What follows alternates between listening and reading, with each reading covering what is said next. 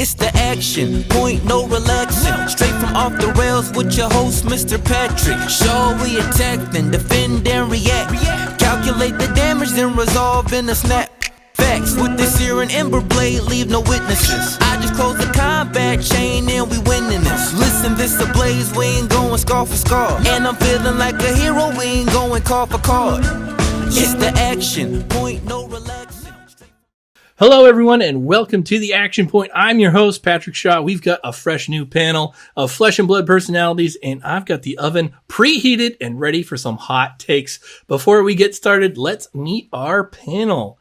First, he is a real OG, one of the founding fathers of Fab content creation. You can see him casting Fab events all around the world. You can see him on the Living Legends podcast, and of course, making the content that has made him one of the most viewed channels in our game. Welcome, Kellen, aka Red Zone Rogue. Welcome to the Action Point. Hello, how's it going? Thanks for having me. Thanks for coming on. It's a real pleasure. You're one of the pillars of the community. You've been around since the beginning, and I really appreciate you coming on. Next up, they are a calling finalist, co-founder of the Rainbow Pitch League, and one of the game's longest tenured Dash mains. Kiki Labad, welcome to the Action Point. Hello, everyone, and thank you for having me. It's an honor to be here, and I'm excited to see what we come up with. Yes, it will certainly be. This is a rogues gallery, if you will, of personalities. Next up, they are the captain of the Magnolia Pro team and host of the Librarians of Solana podcast. Welcome, Tee Thebeau. Hello. Thanks for coming on, T. Yeah, absolutely. Last but not least, a kindred ninja assassin spirit. You can see him making daily content about all things flesh and blood, and recently, Alpha Clash over at his channel. Welcome, Dylan from TCG Talk. Dylan, welcome to the Action Point. Hey, Pat. Welcome. Thank you so much for having me. I'm happy to have everyone. This is how the show works.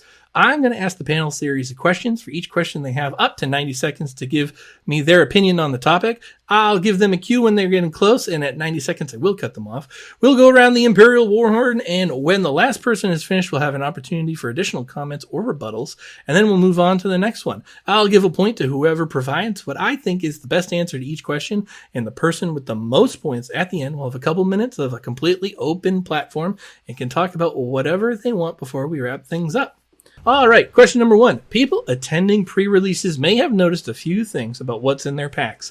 One being that it is really hard to find an adult version of their favorite Bright Lights hero because they're a Majestic rarity in the expansion slot.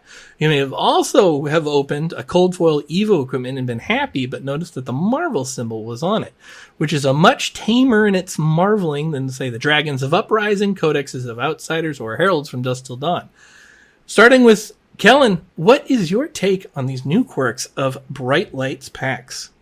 Yeah, so I'll talk about the hero thing first. I'm not a fan of them making the adult heroes into Marvel or Majestics, especially since before we had them as tokens. So it feels like, it feels like they're taking stuff away from us, especially when you'd have those old school tokens from the first couple sets where you'd have one side young and the other side adult. I thought that was really, really cool. And also, I don't know why adult heroes need to be like more rare than like young versions. And then like the Marvel thing, I'm not sure yet. I don't really know. I haven't had like my hands on the ones from Bright Lights. I don't mind them having Marvels in every set, especially if they like make sense. It can make them look really cool. But yeah, I do think they kind of like missed a bit with Bright Lights. I would like to see them do more really unique stuff like the codices in future sets, rather than just kind of like the, hey, look, it's a cold foil version of a card that already exists, and maybe it has a slightly different border, but other than that, you couldn't really tell. So yeah, those are my basic thoughts. I feel more strongly about the hero thing. I saw it in Dusk Till Dawn too, and I opened up like 25 boxes of Dusk Till Dawn, and I didn't get an adult prism at all, and it's like, what? Why? Like, I don't know. And even then, it's not like they're valuable. They still like sell for like not much on the secondary market. It just makes people difficult to get them. Kiki, you are up. What do you think about adult Majestics and the Marvels? Okay, so I actually opened a few boxes before I got on here. It is release date in New Zealand.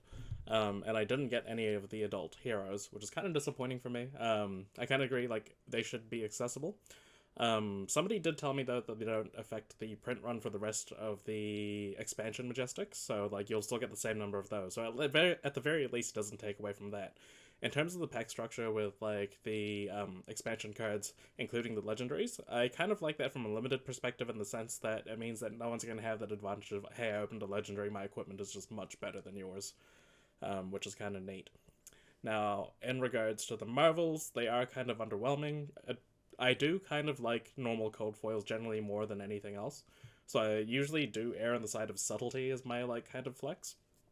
But it is a little bit disappointing that the Marvels, which up until now have been super flashy, aren't quite there this time. Now, was there anything else on it? And then, yeah, I think overall a lot of it is just about, like, the limited format in terms of the pack structure. So, like, not having access to the cold foils, the legendaries being in the expansion slot, like, that appeals to me from a limited point of view, especially because the set has such a heavy emphasis on limited as such. Yeah, that's what I got. T, you are up. What do you got? So I share the same sentiment about the adult heroes in the token slot, in the expansion slot. I think making them the rarity of a Majestic is bad. I think Kellen kind of had my opinion with just bring back adult and young on the same card. I think that'd be cool. Or even just, like, some of them being fab-backed adult, fab-backed young in that slot. But the rarity on them doesn't really make a whole lot of sense to me. About the Marvels, I wish they had some super cool double-sided tech going on, like the dragons, or like an alternate border like the codexes. Some part of me, but the other part of me understands that you can't shy too far away from, like, a fab card, and the codexes kind of started to do that, where there are other games making it confusing to see or read or understand what the card is. And if you put all three codexes together, it's really hard to see, like, which one is which. So I think the Marvel cold foiling is nice on a lot of cards. My personal wish is that cards like these Evo equipment had a rainbow foil version so that you could have something that's a little bit cooler than just a base version without having to go all the way to Marvel cold foils, or that something was slightly different more than just the border on these Marvels now. But mech fan of mech cards, fan of the cards, fan of Evos, so a little bit biased. That is okay. We love a little bias around here. Dylan, last but not least, what do you got? So I'm actually glad that everyone was on the same sheet music with the box or with the Majestics. I thought that was not going to be that the case. When it comes to the heroes, I do agree. It's just the principle of it, like, coming from a marketing background, telling someone, like, hey, you may open $360 USD worth of product and not be able to play the hero legally. That's a big feels bad. I don't think that should ever be the case. I do think to add to it, they could play around with it, like maybe make non-foil box toppers like other games do. Like, if they don't want to waste a token slot, or they want to experiment with the token slot, or if they say, hey, if you open a case, you get a rainbow foil box topper or something, right? Just to mess with it, I think could be cool. I'm not saying it's the best, but it's an option. When it comes to the Marvel, similar sentiment. I do think, like, the term Marvel means unique, so it needs to be unique, whatever it is. It doesn't have to be full art. I do say, in a loving way, I think Fab fans are spoiled because we have had insanely crazy Marvels, like you mentioned. So, yeah, as a developer, you have to keep upping that or feel like you're upping that, right? So it makes it really hard. Similar to, like, a video game developer year after year trying to do better and better. So I do think I'd give LSS a little bit of credit on that end. But, yeah, I agree that they do need to be if they're going to use the term Marvel, then it needs to be a term Marvel. And I think from a content perspective, one thing LSS has done really well is been really communicative. And I think they could, before sets, like, without spoiling, they could be communicative on what Marvel means for that set. Could help. That's a good point. All I really want is the full art, complete Exodia Iron Man for each thing, that you can just put them together, call it a day. I'm going to be happy. That point goes to T for being the adult in the room and really gut punching me with the Codex art is confusing part there. That really brings it home for me. All right, let's move on to the next question here. Lexi has been called the last bit of a problem created by Tales of Aria in pushing power level through the roof for some heroes. Everything from the ban and suspended announcement shows that it's basically built to ensure Lexi will LL during this coming ProQuest season. The implication is the power level of the game will be lower from that point on. Is the downturn in power these recent sets and presumably future sets, is that a positive or negative on the longevity of the game? Kiki, start us off. So I started playing this game back in Welcome to Wraith. It was a lot less powerful than it is now. Like, games were grindy, games would often go to second, third, maybe even fourth cycle sometimes. And that's kind of fab I grew up with and what I kind of enjoy. The power has obviously gone up quite a bit with the more recent sets, or the sets from the last couple of years, where you have these talents and you're kind of killing before you get to the second cycle, which removes an element of like strategy in this game. So personally for me, I think it's going to be better for the game to kind of go back a little bit slower, a little bit less powerful, but conversely, like, Fab as a spectator sport can be kind of dull, especially when the games go quite long. Something like a Lexi, like Rainrazor's 3 of a kind kind of turn is absolutely exciting to watch. So I think it does cater different crowds, and it did bring a lot of more casual, newer players in when we started getting these more powerful things. So ultimately, I'm not sure if it's going to be strictly negative or strictly positive. I think gameplay-wise, it'll be a bit more ideal for what I want in the game and what a lot of people that I know want from a game. But as for bringing newer players into it, that's a whole different topic. If the game becomes less exciting because you're not doing as explosive things as such. So maybe you need to find a way to be exciting without being that powerful. Something like Singularity, for example, is a very exciting card without being, I'm going to win on turn 3, turn 4, turn 5 kind of thing. T. I think that's good and bad. In Magic, there's a long-standing phrase that is, there are only so many ways to print a grizzly bear, meaning that if you have a card design, if you're trying to re-up on that design, there's only so many ways you can do it before you start power creeping really high.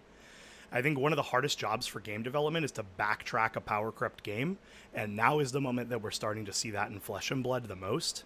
I think that sets like Bright Lights add cards to the game on a reasonable power level without torching an entire meta or the game itself, and that's incredible. I'm really looking forward to the future of Fab through a version that LSS has a bunch of experienced veteran Fab players taking hand in design for cards and sets, so that we can see the game developed from players who have seen all sides of it.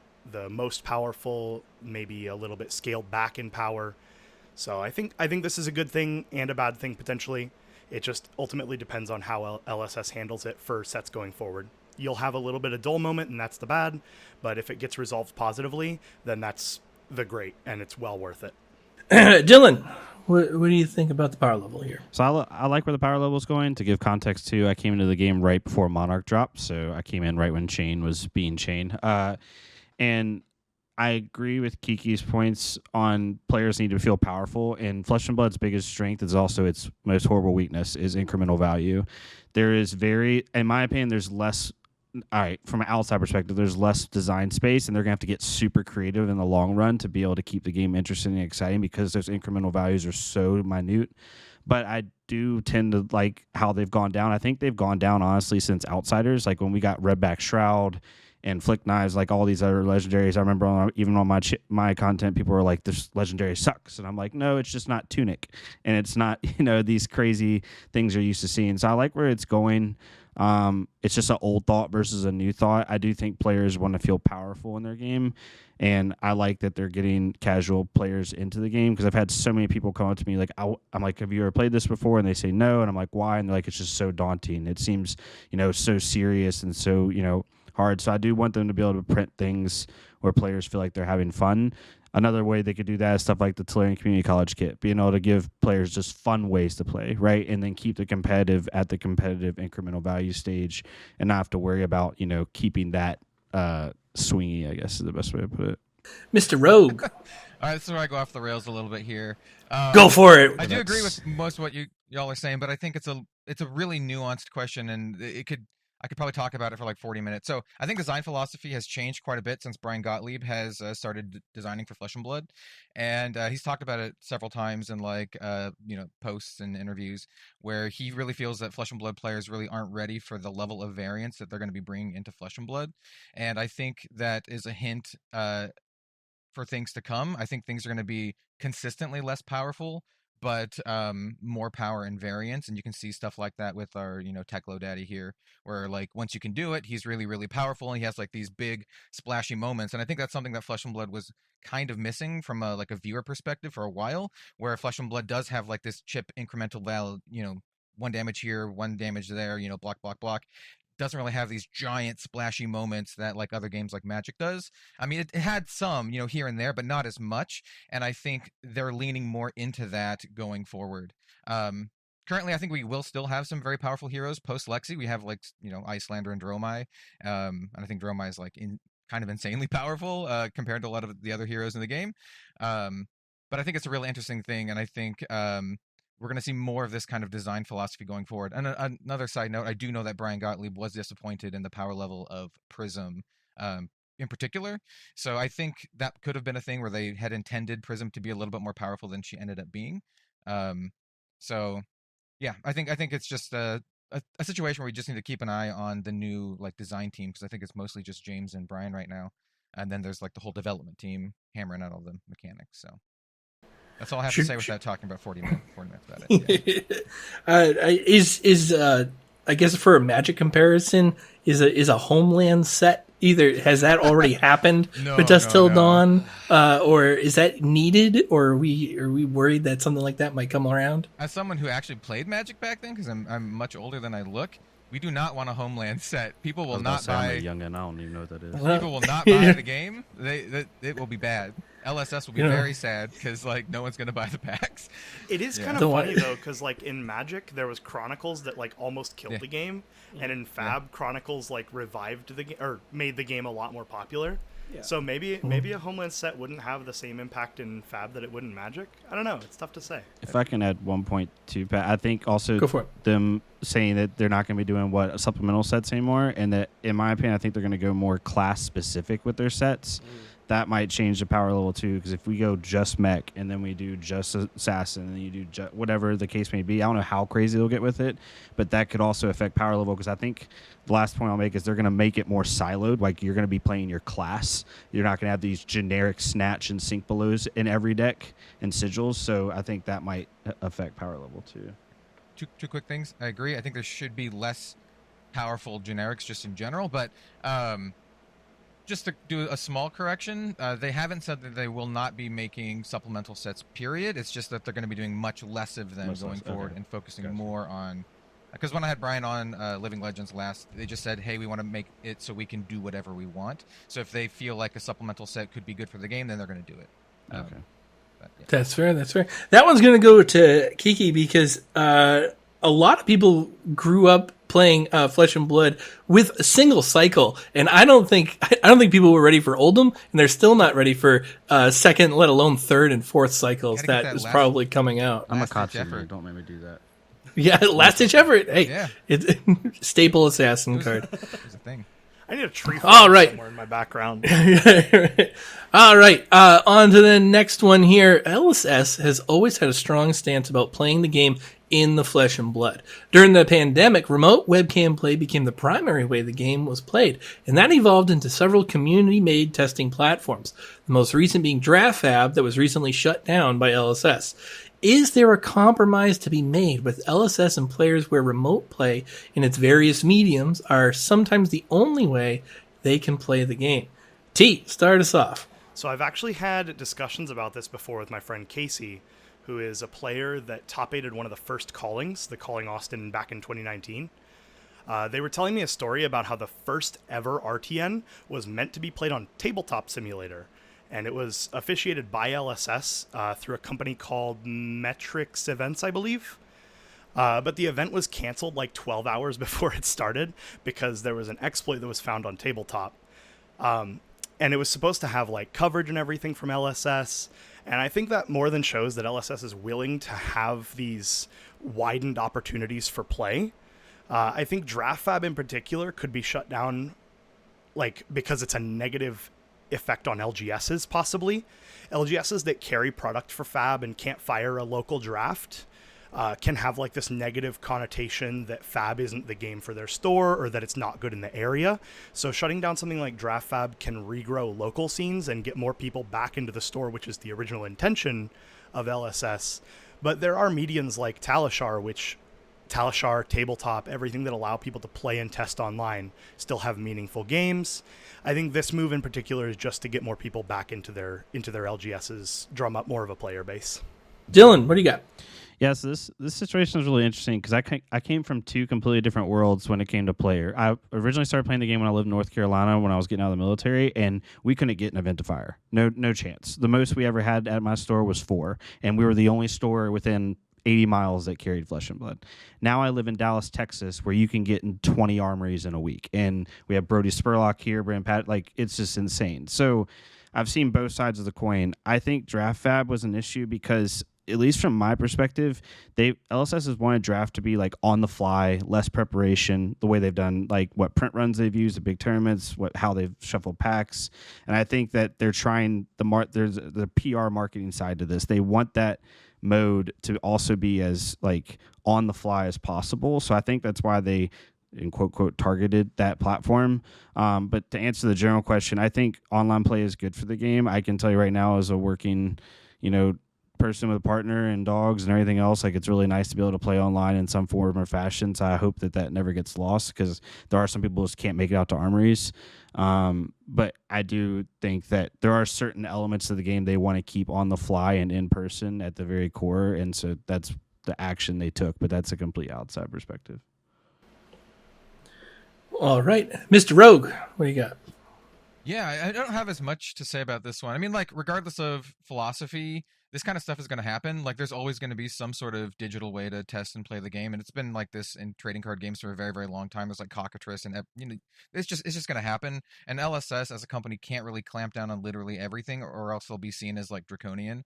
So like, I personally genuinely believe in their mission statement and their philosophy, and playing in person, playing in the Flesh and Blood and supporting the local game store. The whole Draft Fab thing, I literally have no idea. There's a lot of speculation on as to why they axed it. Some people, and I think this is a little more interesting, some people are like, hey, maybe it incorrectly represented the draft environment, and incorrectly represented pull rates, so it could like be seen as like a detriment or something like that. But overall, I think I have nothing really against it if people want to do that kind of stuff. And I really feel for folks who like live in an area that don't really have LGSs, or if you just like kind of live in the middle of nowhere, or your Flesh and Blood scene isn't big, being able to experience the game and play it is there's something to be said for that. And I know a huge part of the community engage with Flesh and Blood through that that way. Excellent. Kiki. Okay, so I was playing during the tabletop simulator time. And I wasn't going to be in that big event, whatever, but I was in a league during that pandemic, and LSS was pretty supportive of that at the time as well. And I know they are okay with online kind of play. What confuses me, well, what initially confused me and still kind of does, is like how Draft Fab was taken down, but then the Talishars and the TTSs aren't, because LSS does have an emphasis also, if you're playing online, which they encourage, is through webcam play. So they have their own avenue for using their stock, and I kind of get it. They want people to purchase their cards, use their real cards, etc. I do think that it's unfortunate for those in those areas where it's hard to get a draft going. One of the kind of speculations me and my friends were talking about were maybe with Worlds coming up, there's a Calling Melbourne coming up, and a bunch Calling Taipei. There's a whole bunch of big events coming up, and some of them will have limited events, whether they're side events, main events, etc. And maybe they just don't want the draft format to be as sold as quickly. Like, they want people to shine, the people who grind and put the work in. Maybe that was kind of one of their lines of thinking there as to why taking down Draft Fab specifically happened. Yeah, ultimately I do think the medium is kind of just what they've currently done. Like, the kind of balance kind of thing where you can still play Fab online and stuff. If you need to practice your drafts, you can open a box and draft it yourself. but that is expensive. Look, I think the reality of whether or not Draft Fab is there, T and the Pro Magnolia team are going to sit in the house 3 days before the next big event and solve the limited format. Anyways, they're just gonna do that. Nature of the being competitive. I'm going to give that one to Dylan for making me nostalgic for the days of webcam times. You and I'm pretty sure, met when we were just hands in a play mat with a webcam coming down. Mm-hmm. Those were the days. All right. We are going to move right along to the next question. Being a pro TCG player is the dream, and it is a damned hard dream to accomplish at that. Few people get to attempt it, and fewer, if any, can claim to make a living doing it. A recent tweet in the Magic community gained traction with the rest of the TCG world regarding the failed EV of pursuing the dream of playing all over the world. What's a lesson that we can learn on setting expectations when we're trying to live our own play the game, see the world dream? We will start with Dylan. Yeah, so this one's very similar to my other background. So I'm a marketing manager in like the esports and gaming scene. So there's a lot of people there trying to make it there in the same concept, right? Like traveling all over the world, playing tournaments. And the number one thing we always tell other people, like creators and players, is you have to diversify your income. Like, if we're calling a spade, unless you are just winning every single event and you're cutting costs, you're not going to make money enough, at least in my opinion, to play consistently for a long time. So you need to diversify that through content, through other means, to be able to like build yourself if you're wanting to go that route. Now, that's 10 times easier said than done. But for anyone that, I guess, I'm going to use the term complaining, even though it's not supposed to be negative, complaining that they can't make money long term with this. If you're just going to tournaments and just trying to get through prize money, then yes, you're stacking yourself against it, like being able to do that. So being able to diversify your income is probably the number one thing. If you truly do want to make it a career, like start making content off of it, whatever the case may be, write articles, do something to be able to help supplement, when you're not possibly getting the return EV, because this industry, as big as it is, when it comes to competitive base, is still very, very minuscule compared to like other like competition-based industries like traditional sports and stuff like that. Very good, very good. Kellen. Yeah, I mean, like Dylan's 100% right. So I'll peel back the curtains a little bit. So I am full-time content. I'm not a pro player or anything like that, but I am full-time content, and diversifying your income is like the only way it works. Like, I don't, you can't just make all your money through YouTube unless you're literally getting like hundreds of thousands of views a day. And so the same thing is true for like, if you want to be like a professional, card player, you're going to have to like write articles, you're going to have to maybe make videos or do whatever.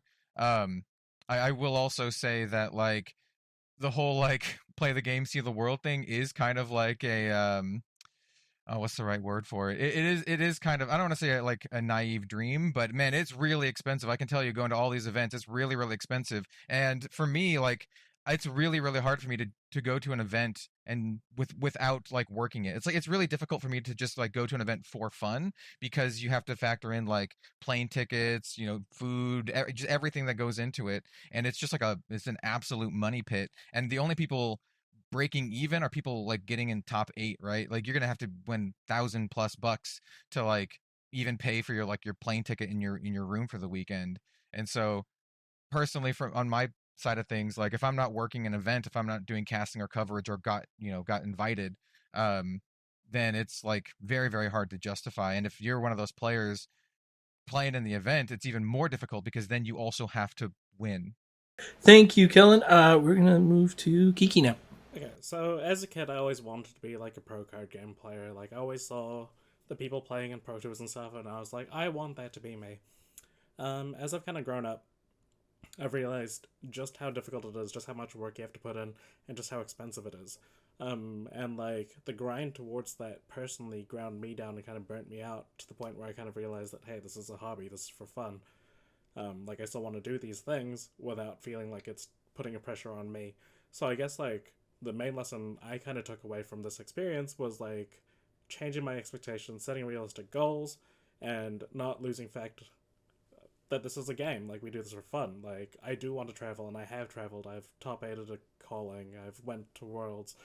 I've done a whole bunch of things, written articles, just all these things I wanted to do as a kid. But just kind of setting my realistic expectations and kind of realizing how much work is needed to go into it, and just knowing that some people are just going to have more advantages, whether they're in places where you have more opportunities.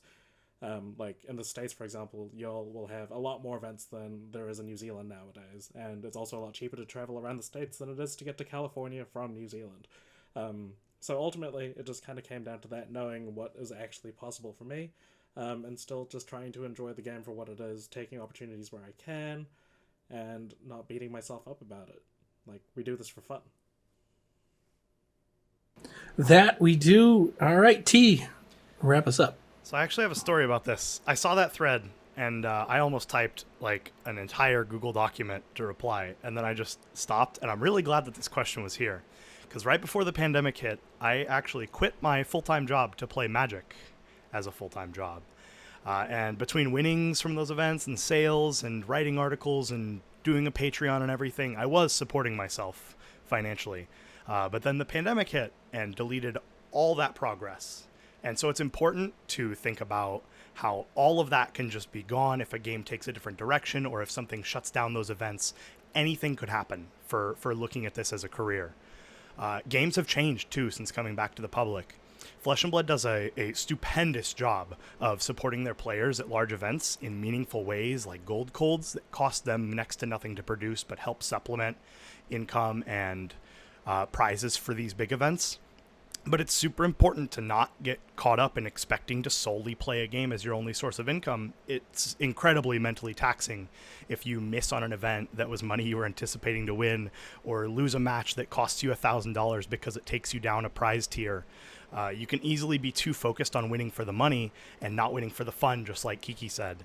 I actually fell out of love with Magic because of the stress I put myself in, and I had to do so well every week or it wasn't going to be a nice dinner that Friday. So it's important to not put that burden on yourself while traveling and having fun.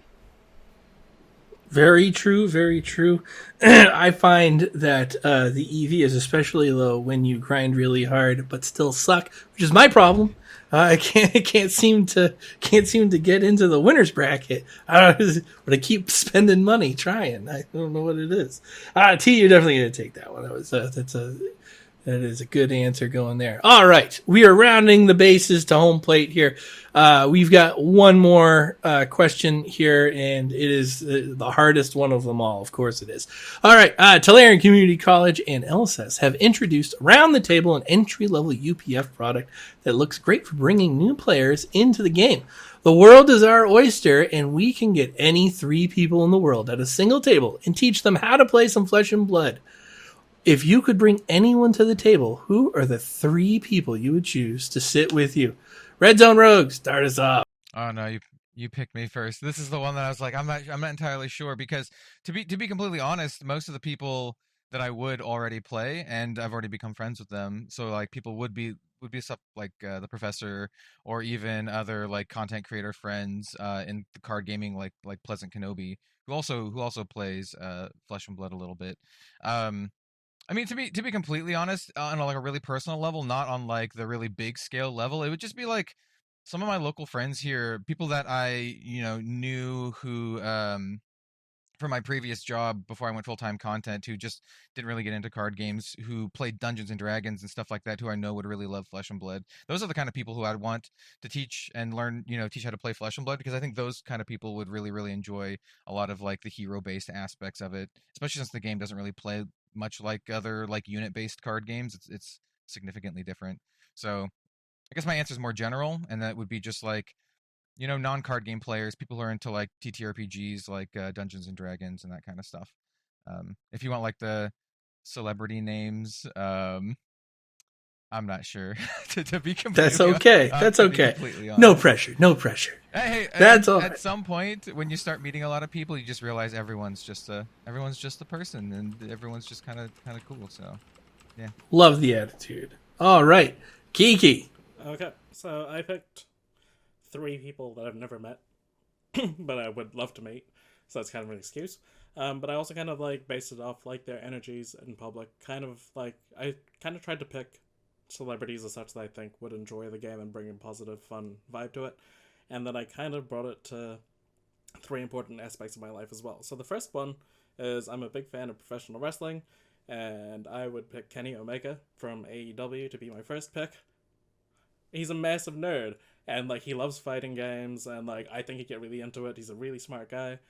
Second would be from basketball. I'd pick Russell Westbrook. He's like really chill. He's got fun energy, and he's also a really cerebral type of player, and also really passionate. And then thirdly, I love cooking, and also I'm Asian, and I love his humor, so I would pick Uncle Roger as my third. It'd be a really unique group, but I feel like there'd be a lot of laughs there, a lot of fun. All these people are pretty smart and witty. I think it'd be a great time. If I had to pick, or if I could pick 3 people that already play the game, I'd pick Carolina, Frank, and Jason Lai. They're my Ludicolo family. But outside of that, 3 people I don't know who don't play the game as far as I'm aware, it would be Kenny Omega, Russell Westbrook, and Uncle Roger. Very good, very good. Did you see Shayna Baszler Yes. and Xavier Woods got classic battles or playing it at the store in California? I was freaking My out. first thought All was right. Xavier Woods, and then I remembered he already plays. Yeah. All right. T, who are you bringing to the table? So this felt really like a last meal type of question, but I wanted to come up with a meme answer and a real answer. So for my meme answer, I had to, of course, choose former President Barack Obama and 2 copies of Matthew Folks. And then for my serious answer, I wanted to throw in the Professor, because I think it'd be really cool to play a game with Prof, especially one where he gets to play Fab as himself. I've never met Prof in person, and I think that'd be really cool to play the game with him. Secondly, I wanted to put in John Darnielle, who is the lead singer of the Mountain Goats, one of my favorite musical groups, and he's a big card game nerd, plays a lot of Magic. I think it'd be cool to introduce him to Flesh and Blood. And then finally, even in my serious answer, I wanted to put Matthew Folks in there. People dunk on him a lot for being this super competitive player, but testing with him a lot and like meeting him and learning about him as a person, he's actually a really cool guy, down to earth, brings a ton of raw energy, and he's really fun to game with. So that's my 3 lineup is Professor, John Darnielle, and Matthew Folks. We stand Matthew Folks in this house. Dylan, what do you got? Yeah, this was so hard. I was like, should I do this serious? Should I be funny? So I don't know. I went with people that just came to my head. So one was a TCG player, True Champion Steven, who doesn't make content as much anymore, but he's really big in the Digimon community. And he's one of my favorite card game creators. He just has a really positive energy. He's really good at the games he plays. I try to pick one creator that I don't think plays Flesh and Blood that I would like to see play Flesh and Blood. He doesn't make as much content anymore, but definitely check him out. He has like 27K subs. He does a really good job. As far as a RAM person, Matt Mercer from D&D, like I would like to see I would want him to play and then give his storytelling to some hero or make a hero or do some type of collab, because he would be really funny with his background, both from a play perspective and like his take on the lore. I think would be kind of cool. And then for the cerebral side, I picked Magnus Carlsen for chess. I would want to see someone with that much of like pattern recognition and incremental value recognition to be able to then play a card game. Like maybe not once. I would like for him to play the card game for like 3 months, because someone with his brain would be insane. So like 3 random people, but that's who I picked. That is okay. Magnuson, that's a scary thought. He feels like he would absorb this immediately and just close it up. Yeah. There'd be no more competition here. All right, that's going to do it for our questions. The winner of today's episode is Tee Thebeau, squeaking it out just over everybody else. But you got one more than second place. So the floor is yours. You have 2 minutes, up to 2 minutes, to say whatever you like. I didn't think I'd get this far, so I'd like to thank the Academy. I'm going to throw this one out to my mom. No, I really enjoy Flesh and Blood as a community. I'm really happy to be a part of it. It's by far my favorite card game that I've ever played, my favorite community I've been a part of. I'm happy to call this my main card game, my main game in general. I spend a lot of time playing Flesh and Blood and talking to people about Flesh and Blood and thinking about Flesh and Blood we have a running joke in our team where we'll be up until like 3 a.m. thinking about the 0.001% blue choices in our Lexi deck or in whatever the deck is. And this is the first game that's really got me actually doing things like that, where I'm thinking about it from the moment I wake up till the moment I go to sleep. And I'm really happy to be a part of things like this, where we just get the community together. 5 people here who all love the game and just want to talk about the game and answer questions like around the table, where we talk about who we would love to introduce the game to. So, I'm happy to be here, happy to be part of this community, and happy that everyone is here. So. Awesome. I can definitely appreciate that. All right. That is going to do it for tonight's episode. We're going to go around and give everyone an opportunity to plug their stuff. We want to know what you got going on, where we can find you. Mr. Red Zone Rogue, can you start us off? Where can we find you and what are you up to? Oh, hello. You can find me at Red Zone Rogue basically everywhere. At Red Zone Rogue on Facebook, Twitter. I refuse to call it X. And YouTube.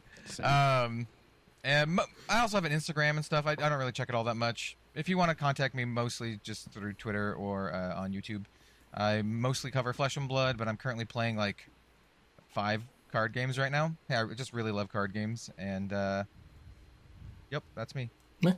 It's a good time to play a lot of card games right now. All right, Kiki, where can we find you? Okay, so you can find me on Twitter, which is where I'm mainly at. So that's at Kiki_LA93. I guess I have a Twitch where occasionally I open boxes. I might start working on that at some point soon, hopefully, if I can figure things out. That is Kiki Bird. If you somehow find me on YouTube, you can go watch videos of me playing rhythm games.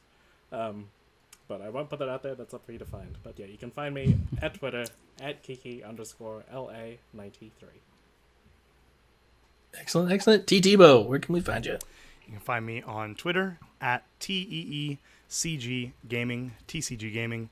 I talk a lot about Magic and Flesh and Blood on there and how much better Flesh and Blood is than Magic. And then you can find me on YouTube with my Librarians of Solana podcast. And I'm currently working on something that will help new players with hero recognition and construction patterns. So hopefully we'll have some of those out soon. And of course, an excellent book choice. There you are.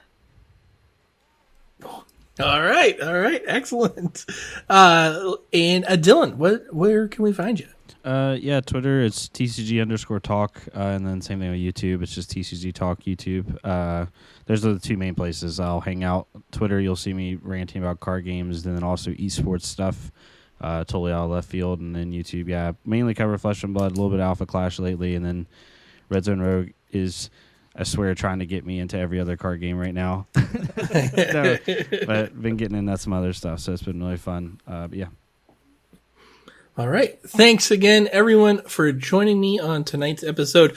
For the audience, you are watching / listening to The Action Point. The Action Point theme was written, produced, and performed by Griff. The podcast audio stream is available on Spotify, Apple Podcasts, and many more streaming platforms. Head over to X, formerly Twitter, and follow us at Off the Rails TCG. Then head over to YouTube and subscribe to us there. Don't forget to like, comment, click the bell notification for the latest OTR content coming out all the time. OTR is a free-to-join Discord. Click the link to join in, be the first to see new content, as well as have a hand on how the show is made. Shout out as well to my team, the Tavern Brawlers. Head over to the Brawlers Discord where you can sign up for all sorts of weekly and monthly events for some of your favorite TCGs, including Flesh and Blood and Alpha Clash. Be on the lookout this winter for the 2nd annual Tournament of Judges. That is going to do it for us tonight. Thank you again, everyone, for joining me. And remember, kids, it's more fun the action, off the point, rails. no relaxing. Straight from Off the Rails with your host, Mr. Patrick. Show we attack, then defend and react. Calculate the damage, then resolve in a snap. Facts with this here and Ember Blade, leave no witnesses. I just close the combat chain and we winning this. Listen, this a blaze, we ain't going scar for scar. And I'm feeling like a hero, we ain't going card for card. It's the action, point, no relaxing.